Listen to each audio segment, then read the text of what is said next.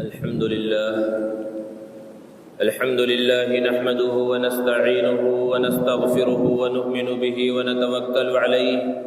ونعوذ بالله من شرور أنفسنا ومن سيئات أعمالنا من يهد الله فلا مضل له ومن يضلل فلا هادي له ونشهد أن لا إله إلا الله وحده لا شريك له ونشهد أن سيدنا ومولانا محمدا عبده ورسوله صلى الله تعالى عليه وعلى آله وأصحابه وبارك وسلم تسليما كثيرا أما بعد فأعوذ بالله من الشيطان الرجيم بسم الله الرحمن الرحيم فإذا قضيت الصلاة فانتشروا في الأرض وابتغوا من فضل الله واذكروا الله كثيرا لعلكم تفلحون۔ معزز سامعین کرام، بزرگوں اور دوستوں، اللہ تبارک و تعالی نے جو نعمتیں ہمیں عطا فرمائی ہیں ان میں سے ایک نعمت مال اور دولت کا ہونا ہے۔ عام طور پر جب مال و دولت کا تذکرہ آتا ہے تو بعض لوگوں کے ذہنوں میں یہ خیال آتا ہے کہ مال و دولت کوئی اچھی چیز نہیں ہے اور اسلام کا مسلمانوں کا اس سے کوئی تعلق نہیں ہے۔ حالانکہ ایک بہت بڑی غلط فہمی ہے۔ یہ ضرور ہے کہ دیگر مذاہب کے اندر جو ان کے مذہبی رہنما اور پیشوا ہیں انہیں مال کمانے کی اجازت نہیں ہوتی، وہ شادی بیاہ سے دور رہتے ہیں، اسی طرح دوسری چیزوں سے دور رہتے ہیں۔ جیسے کہ ہمارے برادران وطن جو ہیں ان کے جو مذہبی رہنما پیشوا ہوتے ہیں جنہیں پنڈت کہا جاتا ہے، وہ کسب معاش سے اپنے آپ کو بظاہر دور رکھتے ہیں، شادی بیاہ سے بھی وہ بچے ہوئے رہتے ہیں۔ اسی طرح عیسائیوں کے جو مذہبی رہنما اور پیشوا ہیں جنہیں پادری کہا جاتا ہے، وہ بھی کسب معاش سے اور تجارت وغیرہ سے بظاہر اپنے آپ کو دور رکھتے ہیں، شادی بیاہ سے بھی وہ دور رہتے ہیں۔ لیکن اسلام ایسا مذہب نہیں ہے۔ اسلام کے اندر ہر اس چیز کی اجازت دی گئی ہے جس کی انسان کو فطری طور پر ضرورت پڑ سکتی ہے۔ شادی بیاہ کی بھی اجازت ہے، اور اس دنیا کے اندر رہنے کے واسطے اسے چونکہ اپنی ضروریات کو پورا کرنا ہے، اس ضروریات کو پورا کرنے کے واسطے اسے پیسوں کی ضرورت ہے، لہذا اسے پیسے کمانے کی بھی اجازت ہے، کسب معاش کی بھی اجازت ہے۔ اور صرف اجازت ہی نہیں ہے بلکہ سخت تاکید بھی کی گئی ہے۔ یہ فرق ہے اسلام کے اندر اور دیگر مذاہب کے اندر۔ اللہ تبارک و تعالیٰ نے قرآن مجید کے اندر مال کو قیاما للناس کہا ہے، یعنی لوگوں کی زندگی گزارنے کا ذریعہ، کہ اگر انسان کے پاس پیسہ نہیں ہوگا، روپیہ نہیں ہوگا تو اس کی ضروریات کیسے پوری ہوں گی، اس کی زندگی کی گاڑی کس طرح چلے گی۔ اس لیے مال کو ایک ضرورت اللہ رب العزت نے قرار دیا ہے۔ اور ہمارے نبی محمد عربی صلی اللہ علیہ وسلم بہت بڑے مالدار تھے۔ ہم اور آپ جو اللہ کے رسول صلی اللہ علیہ وسلم کے فقر و فاقہ کے واقعات سنتے ہیں تو اس بات کو اپنے ذہن میں رکھنا چاہیے کہ اللہ کے رسول صلی اللہ علیہ وسلم نے یہ جو فقر و فاقہ اختیار کیا تھا یہ آپ کا اختیاری تھا۔ اگر آپ چاہتے تو آپ بہت بڑے مالدار ہوتے۔ اللہ کے رسول صلی اللہ علیہ وسلم کے پاس بہت زیادہ مال و دولت موجود رہتا، لیکن آپ اس کو اپنے پاس نہیں رکھتے، آپ اس کو محتاجوں میں، غریبوں میں، فقراء میں، یتیموں میں، قیدیوں کے اندر تقسیم کر دیا کرتے تھے۔ اسی طرح خلیفہ اول حضرت ابوبکر صدیق رضی اللہ تعالی عنہ کا شمار مالداروں میں ہوتا تھا۔ حضرت عثمان غنی رضی اللہ تعالی عنہ تو بہت بڑے مالدار تھے، بارہا ہم ان کے واقعات سنتے ہیں، اور ان کا پیسہ اسلام پر، اسلام کی ضروریات پر وقتاً فوقتاً خرچ ہوتا رہا۔ اسی طرح دیگر صحابہ کے بارے میں ہم سنتے ہیں، حضرت عبد الرحمن بن عوف رضی اللہ تعالی عنہ بڑے مالداروں میں سے تھے، اور ایک صحابی کے بارے میں ہے کہ ان کے پاس اتنی مال و دولت تھی کہ جب ان کا انتقال ہوا اور ان کی جائیداد تقسیم کی جانے لگی تو ان کی لڑکیوں کی میراث کے اندر جو حصہ آیا، اور ہر مسلمان اس بات کو جانتا ہے کہ لڑکیوں کو جو حصہ ملتا ہے جائیداد میں سے وہ لڑکوں کے مقابلے میں کم ملتا ہے، آدھا ملتا ہے، لیکن لڑکیوں کا حصہ ایک ایک لڑکی کے حصے میں لاکھوں درہم اور دنانیر آئے۔ اس سے سمجھ میں آتا ہے ان کی مال و دولت کتنی تھی۔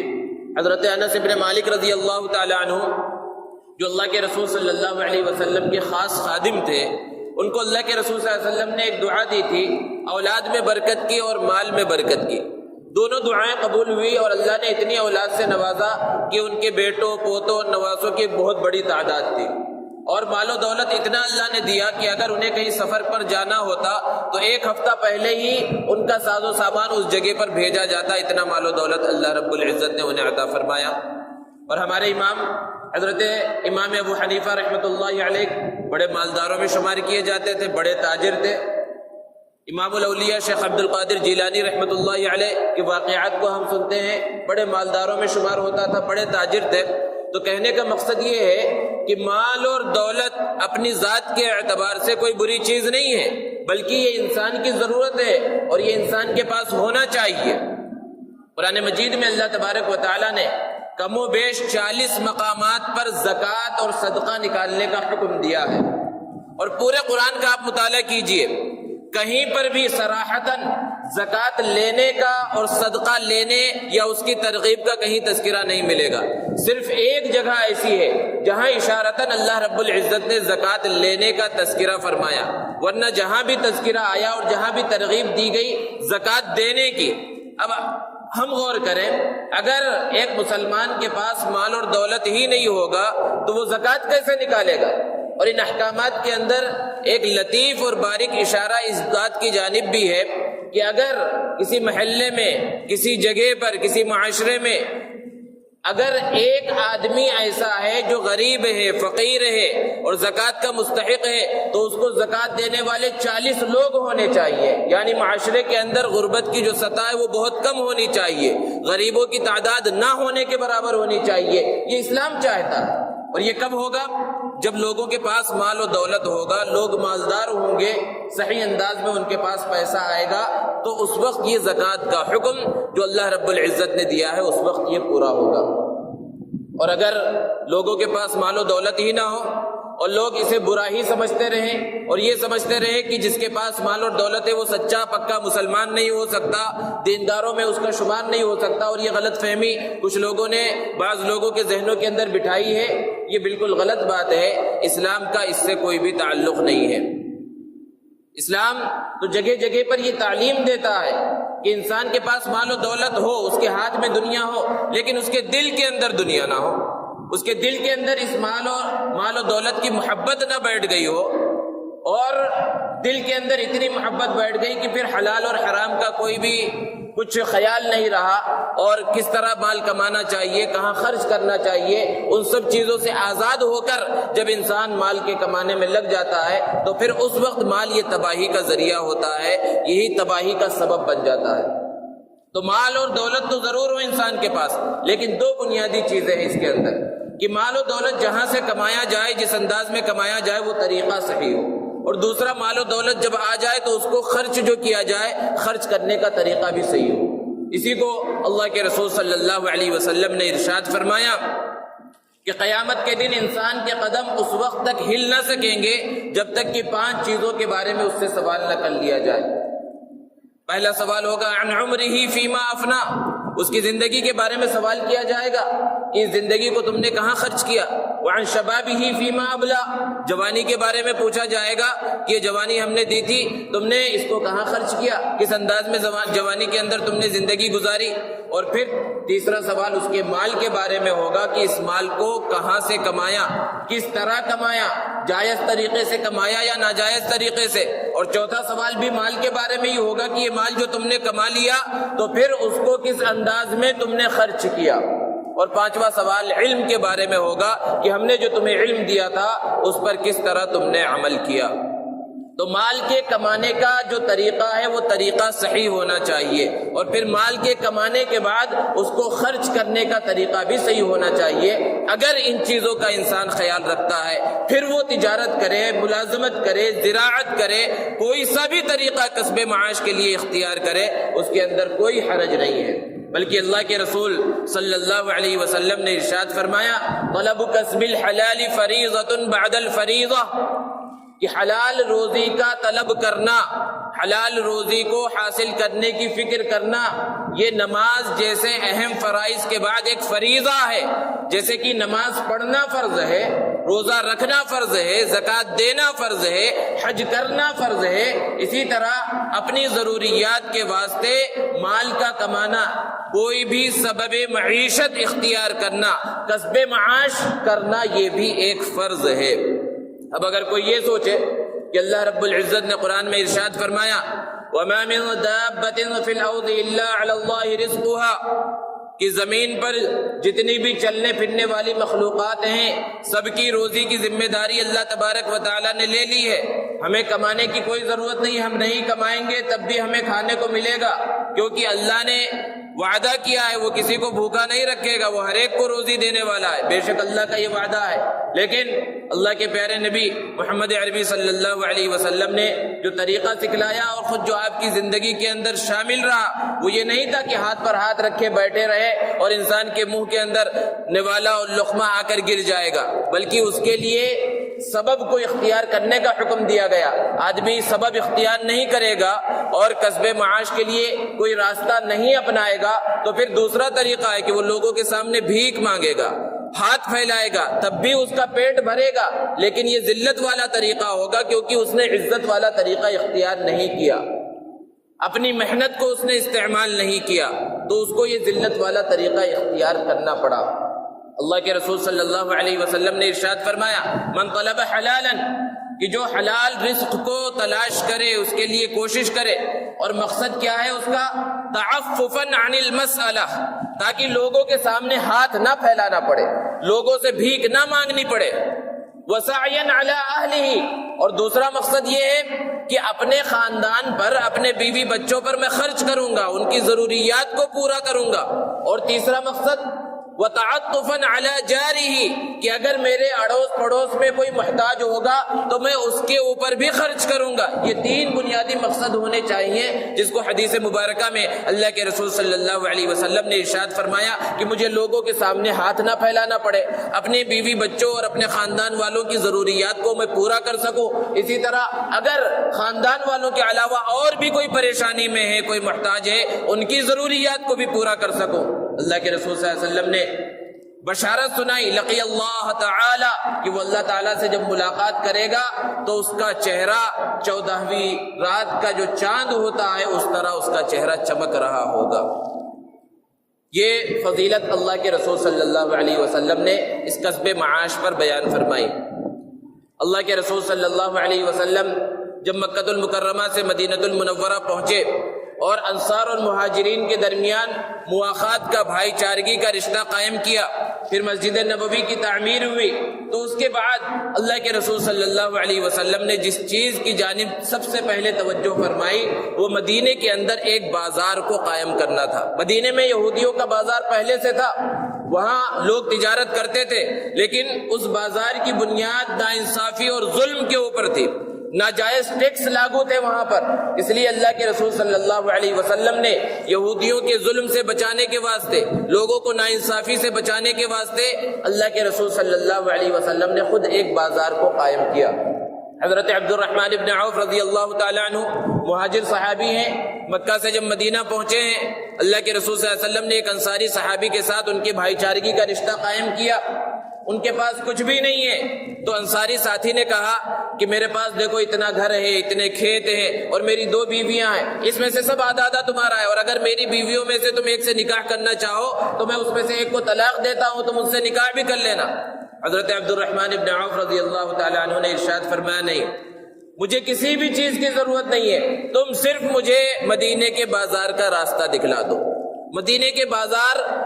کا بازار کہاں لگتا ہے وہ مجھے بتلا دو۔ اور پھر انہیں راستہ بتلایا گیا اور وہ خالی ہاتھ بغیر کسی سرمایے کے، بغیر کسی پونجی کے بازار میں گئے، اور جب شام میں لوٹے تو ان کے پاس کچھ دراہم تھے اور کچھ کھانے پینے کی چیزیں تھی۔ اور پھر اس طرح کہ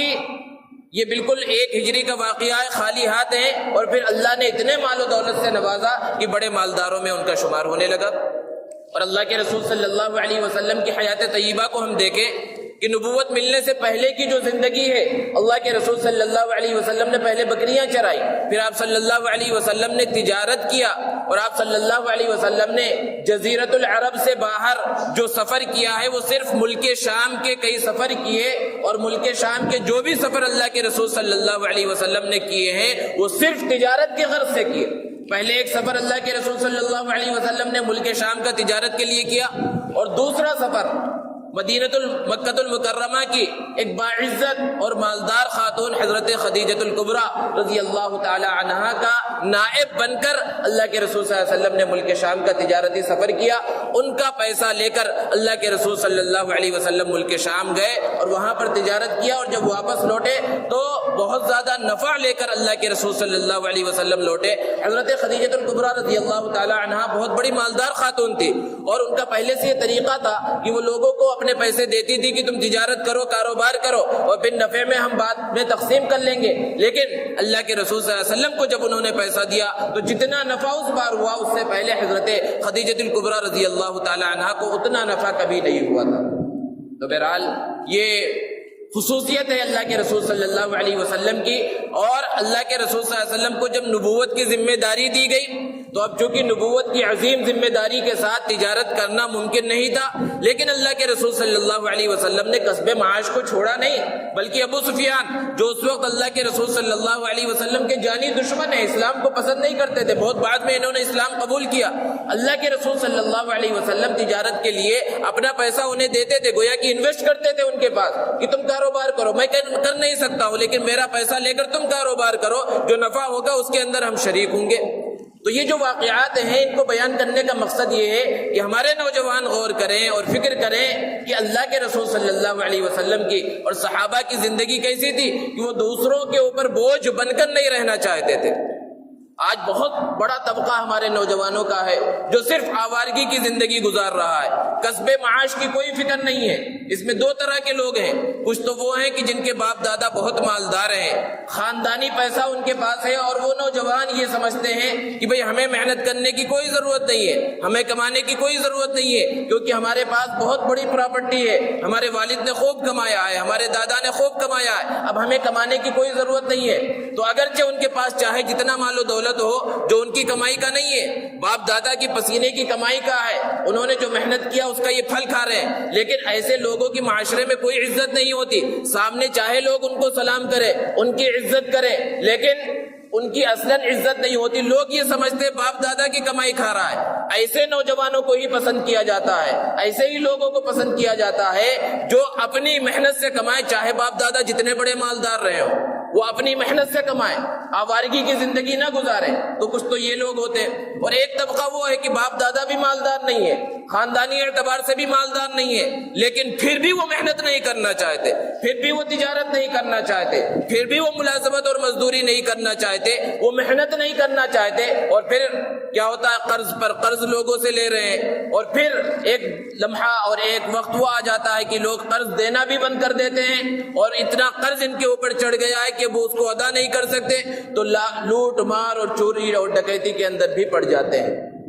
تو اللہ کے رسول صلی اللہ علیہ وسلم کی جو یہ سیرت ہے، مبارک سیرت، اس کے اندر ہمارے نوجوانوں کے واسطے نصیحت ہے کہ اللہ کے رسول صلی اللہ علیہ وسلم سے بڑا مقام و مرتبہ کس کا ہو سکتا تھا، لیکن اللہ کے رسول صلی اللہ علیہ وسلم نے کسب معاش کی فکر کی اور نوجوانوں کو ترغیب دی، تاکید کے ساتھ اس کو بیان کیا گیا۔ اور قرآن مجید میں اللہ تبارک و تعالیٰ نے مال کو خیر کے لفظ سے یاد کیا۔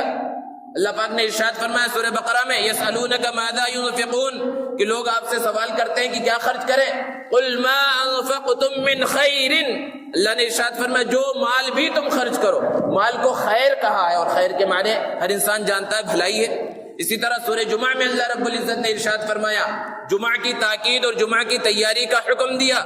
کہ یا ایھا الذین آمنوا اذا نودی للصلاة من یوم الجمعہ فاسعوا الی ذکر اللہ، کہ جب جمعہ کی اذان دے دی جائے دنیا بھر کے سب کاروبار چھوڑ کر جمعہ کی تیاری میں لگ جاؤ، مسجد کی طرف روانہ ہو جاؤ۔ وذروا البیع، اللہ نے ارشاد فرمایا خرید و فروخت چھوڑ دو۔ یہ حکم ہے، یہ فرض کے درجے کا حکم ہے کہ جب اذان ہو جائے، مؤذن پکار دے حی علی الصلاح حی علی الفلاح جمعہ کے دن، تو اس کے بعد پھر دکانیں کھلی رکھنا اور کسی بھی طرح کا کاروبار کرنا جائز نہیں رہتا، اور ہم بارہا سنتے ہیں، ہمیں یہ مسئلہ بھی معلوم ہے، ہر جگہ پر بیان بھی کیا جاتا ہے، لیکن ہم اپنے معاشرے پر ایک نگاہ ڈالیں کہ اذان ہونے کے بعد، جمعہ کی اذان ہونے کے بعد بھی دکانیں کھلی ہیں، لوگ خرید و فروخت کے اندر مشغول ہے، اور مقصد کیا ہے کہ اگر ہم نے 1 گھنٹہ پہلے جو ہے اگر دکان بند کر دی تو ہمارا نقصان ہو جائے گا۔ نقصان ذرہ برابر نہیں ہوگا اگر بند کریں گے، کھلی رکھیں گے تو ضرور نقصان ہوگا۔ دنیا میں نقصان نہ ہو تو وہ آخرت کا نقصان ہے، کیونکہ اللہ رب العزت نے اگلی آیت میں بیان فرمایا فَإِذَا قُضِيَتِ الصَّلَاةُ، کہ جب نماز ہو جائے فَانْتَشِرُوا فِي الْأَرْضِ، تو زمین میں پھیل جاؤ، وَابْتَغُوا مِنْ فَضْلِ اللَّهِ، اور اللہ کے فضل کو تلاش کرو۔ یہاں فضل سے مال مراد ہے، اللہ کا فضل۔ اللہ جب حکم دے رہا ہے کہ نماز کے بعد تم دنیا کے اندر پھیل جاؤ، زمین میں پھیل جاؤ اور اپنی روزی روٹی کو تلاش کرو، تو اگر اس حکم پر انسان عمل کرے گا تو کیا اللہ کا فرمان جھوٹا ہو سکتا ہے؟ اللہ رب العزت اسے نہیں نوازیں گے؟ ضرور نوازیں گے۔ لیکن ہمارے لیے ہماری زندگیوں کے اندر ان احکامات کی کوئی فکر نہیں ہے، اور نہ ہم اس پر عمل کرنے کی کوشش کرتے ہیں۔ کسب معاش کے جو بھی ذرائع ہو سکتے ہیں، چاہے وہ ملازمت ہو، زراعت ہو، تجارت ہو، کوئی سا بھی طریقہ انسان اختیار کر سکتا ہے، لیکن ان میں سب سے بہتر طریقہ تجارت ہے۔ اللہ کے رسول صلی اللہ علیہ وسلم خود تاجر تھے، صحابہ نے تجارت کی ہے، انبیاء کرام علیہ السلام کی سنت رہی ہے، اور آپ صلی اللہ علیہ وسلم نے تجارت کی اہمیت اور فضیلت کو بیان فرمایا اور ارشاد فرمایا التاجر الصدوق الامین، کہ سچا اور امانت دار تاجر مع النبیین والصدیقین والشہداء، قیامت کے دن نبیوں کے ساتھ اس کا حشر ہوگا، سچے لوگوں کے ساتھ اس کا حشر ہوگا، شہداء کے ساتھ اس کا حشر ہوگا۔ اتنی فضیلت اللہ کے رسول صلی اللہ علیہ وسلم نے سچے اور امانت دار تاجر کی بیان فرمائی ہے، اور خود آپ نے تجارت کی جیسا کہ آپ نے سنا۔ اسی طرح ایک حدیث میں اللہ کے رسول صلی اللہ علیہ وسلم نے یہ بھی بیان فرمایا، ایسا نہیں ہے کہ صرف فضیلت کو ہی بیان فرمایا، آپ نے ارشاد فرمایا کہ اکثر تاجر قیامت کے دن فاسق اور فاجر بنا کر اٹھائے جائیں گے، لیکن وہ لوگ جنہوں نے تقوی اختیار کیا، سچائی اختیار کی اور صحیح راستہ اختیار کیا، وہ ان میں شامل نہیں ہوں گے۔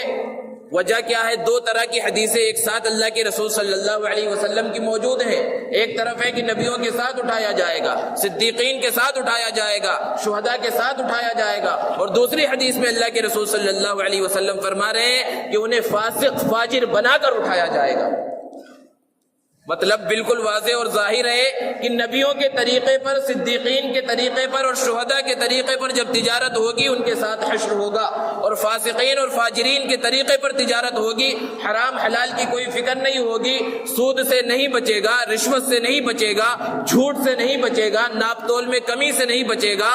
جھوٹ بول کر، دھوکہ دے کر، قسمیں کھا کر تجارت کرے گا، تو پھر اس کا یہ برا انجام بھی ہوگا۔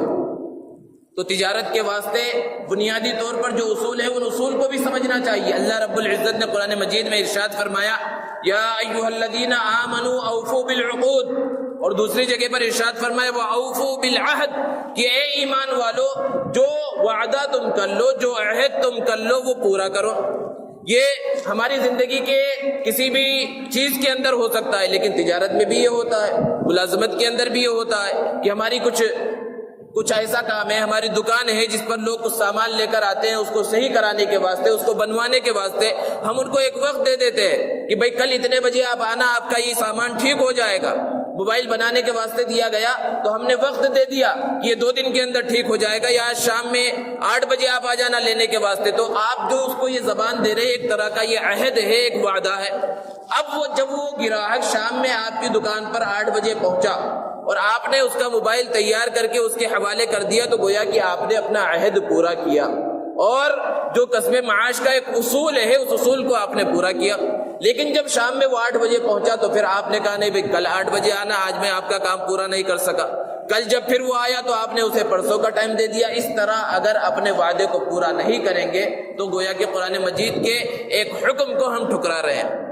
تو یہ اصولوں میں سے ایک اہم اصول ہے کہ اپنے وعدوں کو اس کے اندر پورا کیا جائے، اور سب سے اہم چیز ہے کہ سچائی کو اپنایا جائے۔ کبھی بھی تجارت کے اندر ہماری زبان سے جھوٹ نہ نکلے، کیونکہ جن تاجروں کی اللہ کے رسول صلی اللہ علیہ وسلم نے فضیلت بیان فرمائی، ساتھ میں شرط لگا دی ہے التاجر الصدوق الامین، سچا اور امانت دار تاجر۔ جھوٹ بول کر مال کو بیچنے والا یا مال کے اندر کوئی عیب ہے اس عیب کو چھپا لے یا اس عیب کو بیان نہ کرے کسی بھی طرح سے اور پھر اپنے مال کو بیچ دے اور سامنے جو گراہک ہے وہ مال لے کر چلا جائے اور ہم خوش ہونے لگے کہ دیکھو میں کتنا بڑا ماہر تاجر ہوں کہ خراب مال کو بھی اچھا بنا کر بیچ دیا اور اچھے مال کا ریٹ لگا کر بیچ دیا، تو تم ماہر تاجر نہیں ہو بلکہ جھوٹے تاجر ہو۔ اپنے دل کو چاہے جتنی تم تسلی دیتے رہو کہ ہم نے یہاں کامیابی اختیار کر لی، لیکن یہ کامیابی نہیں ہے، یہ دھوکہ ہے۔ اللہ کے رسول صلی اللہ علیہ وسلم مدینے کے بازار میں پہنچے، دیکھا کہ وہاں پر غلے کا ایک خوبصورت ڈھیر لگا ہوا ہے،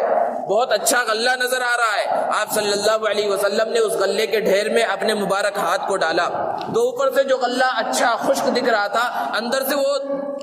اس کے اندر نمی تھی، وہ بھیگا ہوا تھا۔ آپ صلی اللہ علیہ وسلم نے اس شخص سے جو وہاں پر غلہ بیچ رہا تھا اس سے پوچھا کہ یہ کیا ہے؟ تو اس نے بہانے بنانے شروع کیے کہ بارش ہو گئی تھی جس کی وجہ سے غلہ بھیگ گیا فلاں فلاں۔ تو آپ صلی اللہ علیہ وسلم نے ارشاد فرمایا من غش فلیس منا، کہ جو دھوکہ دے اس کا ہم سے کوئی تعلق نہیں ہے، یعنی اسلام سے اور مسلمانوں سے کوئی تعلق نہیں ہے۔ تو تجارت کے اندر یہ بنیادی چیز ہے کہ سچائی کو اپنایا جائے۔ اسی طرح اللہ کے رسول صلی اللہ علیہ وسلم نے تاجروں کی ایک صفت بیان فرمائی کہ وہ قسمیں بہت زیادہ کھاتے ہیں، اور قسم کھانے کا مقصد کیا ہوتا ہے کہ سامنے والا یقین کر لے کہ ہاں اس کا مال بہت اچھا ہے۔ اللہ کے رسول صلی اللہ علیہ وسلم نے تجارت میں قسمیں کھانے سے منع فرمایا کہ تم تجارت کرنے میں قسم کھانے سے بچو، کیونکہ قسم سے تمہارا مال تو ہو سکتا ہے بک جائے، تمہارا نفع ہو جائے، لیکن بعد میں مال کے اندر تمہارے کمی ہوگی اور نقصان ہی ہوگا۔ اس لیے قسموں سے بہت زیادہ بچنا چاہیے۔ الگ الگ انداز میں لوگ تجارت کرتے ہیں اور بیچتے ہیں، سب سے اہم چیز اس کے اندر اللہ کے رسول صلی اللہ علیہ وسلم نے جو بیان فرمائی کہ نرمی کو اختیار کیا جائے۔ آج لوگوں کی زبانوں سے سننے کو ملتا ہے کہ جو مارواڑی حضرات ہیں اور غیر مسلم حضرات کی جو دکانیں ہیں، ان دکانوں پر آپ چلے جائیں تو اگرچہ وہ اپنی ذاتی زندگی کے اندر اتنے خوش اخلاق نہ ہو، اتنے نرم نہ ہو، لیکن جب آپ ان کے کپڑے کی دکان پر کسی بھی دکان پر جائیں گے تو چاہے ان کے مذہب کا وہ شخص نہ ہو، بظاہر مسلمان ہو اور ہو سکتا ہے وہ اس سے نفرت بھی کرتے ہو، لیکن جب آپ تجارت کے واسطے گئے، مال خریدنے کے واسطے گئے، تو اس کے اندر جتنے اخلاق ہے پورے اخلاق کے ساتھ پیش آئے گا، نرمی کے ساتھ پیش آئے گا۔ آپ کو صرف ایک جوڑا کپڑا لینا ہے، اس کے واسطے آپ سینکڑوں وہاں پر اس سے دکھانے کے لیے کہہ رہے ہیں، اس نے ایک کپڑے کا تھان کھولا، آپ کو پسند نہیں آیا، آپ نے بازو کر دیا، دوسرا کھولا، تیسرا کھولا، آپ نے ناپسند کرتے رہے اس کو، ایک کے بعد ایک ہٹاتے رہے، لیکن اس کی پیشانی کے اوپر شکن نہیں آئے گی۔ کیوں؟ کیونکہ وہ اپنا مال بیچنا چاہتا ہے، وہ کچھ کمانا چاہتا ہے۔ جبکہ لوگ کہتے ہیں کہ مسلمان تاجروں کا حال یہ ہے، عموماً ہر ایک کی بات نہیں ہوتی لیکن عام طور پر، کہ مسلمانوں کی دکان پر چلے جائیں تو ان کے اندر اس طرح کے اخلاق اور اس طرح کی نرمی جو اصل میں اللہ کے رسول صلی اللہ علیہ وسلم کی صفت ہے، جو اللہ کے رسول صلی اللہ علیہ وسلم کی تعلیمات ہے، ان کی دکانوں پر نظر نہیں آتا۔ آپ نے ایک کپڑے کا تھان کھولا، آپ کو پسند نہیں آیا، سائڈ میں کیا، دوسرا کھولا، تیسرا کھولا، اب ماتھے پر شکن آنا شروع ہو گیا اور کہنا شروع کر دیا حضرت آپ کو لینا دینا نہیں ہے، آپ جائیے کسی دوسری دکان پر دیکھیے۔ تو یہ نرمی نہ ہونے کا سبب یہ ہے کہ وہ تجارت میں جس طرح کی کامیابی چاہتے ہیں اور جس طرح کامیاب مسلمانوں کو ہونا چاہیے وہ کامیابی بھی حاصل نہیں کر سکتے، کیونکہ تجارت کی یہ بنیادی چیز ہے، ریڑھ کی ہڈی ہے کہ نرمی اختیار کی جائے اور اخلاق کے ساتھ پیش آیا جائے۔ جو لوگ اخلاق کے ساتھ پیش آتے ہیں ضروری نہیں کہ وہ با اخلاقی ہو، لیکن تجارت کے واسطے وہ ضرور با اخلاق بنتے ہیں۔ تو یہ نرمی اختیار کرنی چاہیے خصوصاً تاجروں کو۔ اللہ کے رسول صلی اللہ علیہ وسلم نے ایک واقعہ بیان فرمایا کہ قیامت کے دن جب لوگ جمع ہوں گے تو ایک شخص کو اللہ کے دربار میں پیش کیا جائے گا۔ اللہ تعالیٰ سب کچھ جانتے ہیں، لیکن فرشتوں سے کہیں گے کہ بھئی اس کا نام اعمال دیکھو کیا لے کر آیا ہے،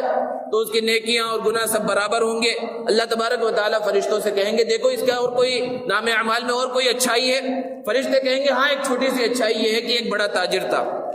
اور جب یہ اپنا مال تجارت اپنے خادموں اور غلاموں کے ساتھ دوسری جگہ پر بھیجتا تو ان کو یہ تاکید کر دیتا کہ دیکھو سامان بیچنے کے اندر تم نرمی اختیار کرنا، اگر کوئی غریب آدمی تم سے کوئی مال خریدے تو اس کو کم ریٹ پر دے دینا، اور بسا اوقات تم مفت میں دے دینا، اور تم سے کوئی قرض لے تو قرض کے اندر تم آسانی کرنا، اور اگر کوئی ایسا شخص ہو کہ جو قرض واپس نہ دے سکے تو تم کبھی قرض کو معاف بھی کر دینا۔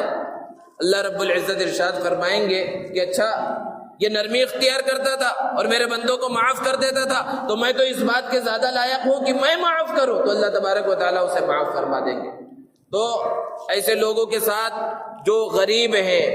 یا جو مقروض ہیں ان کو ڈھیل بھی دینی چاہیے، نرمی بھی دینی چاہیے، سخت انداز میں ان سے پیش نہیں آنا چاہیے۔ تو یہ سب چیزیں ایسی ہیں کہ جس سے تجارت کے اندر برکت ہوتی ہے اور تجارت کے اندر نفع ہوتا ہے۔ یہ چھوٹے موٹے اصول ہیں۔ اللہ تبارک و تعالیٰ نے قرآن مجید میں ناپ تول کے بارے میں بیان فرمایا۔ حضرت شعیب علیہ السلام کی قوم اس برائی کے اندر مبتلا تھی، اللہ نے سخت وعید بیان فرمائی، ویل للمطففین، کی تباہی اور بربادی ہے ناپ تول میں کمی کرنے والوں کے واسطے۔ اور کس طرح کی کمی؟ کہ الذین اذا اکتالوا علی الناس یستوفون، کہ جب خود خریدتے ہیں تو برابر خریدتے ہیں، وزن بھی برابر دیکھتے ہیں، ناپ تول میں کوئی کمی ہونے نہیں دیتے، لیکن جب دوسروں کو ناپ کر کوئی چیز بیچتے ہیں یا وزن کر کے بیچتے ہیں تو اس میں ڈنڈی مارتے ہیں۔ آج کا جو ترقی یافتہ زمانہ ہے اور جس میں ترازو بھی ڈیجیٹل آ گئے ہیں، ان لوگ یہ سمجھتے ہیں اب اس کے اندر دھاندلی نہیں کی جا سکتی، لیکن ایسے ایسے ماہر چور تاجر بھی موجود ہیں کہ ان ڈیجیٹل ترازوؤں کے اندر بھی 1000 گرام کی جگہ 9000 گرام ہی سامان، 900 گرام سامان ہی آپ کو دیتے ہیں، لیکن وہاں سامنے 1000 گرام لکھا ہوا آتا ہے۔ تو یہاں پر بھی ڈنڈی ماری جا رہی ہے۔ اللہ رب العزت سے دعا ہے اللہ تبارک و تعالی مسلمانوں کو صحیح انداز میں کسب معاش کی توفیق عطا فرمائے،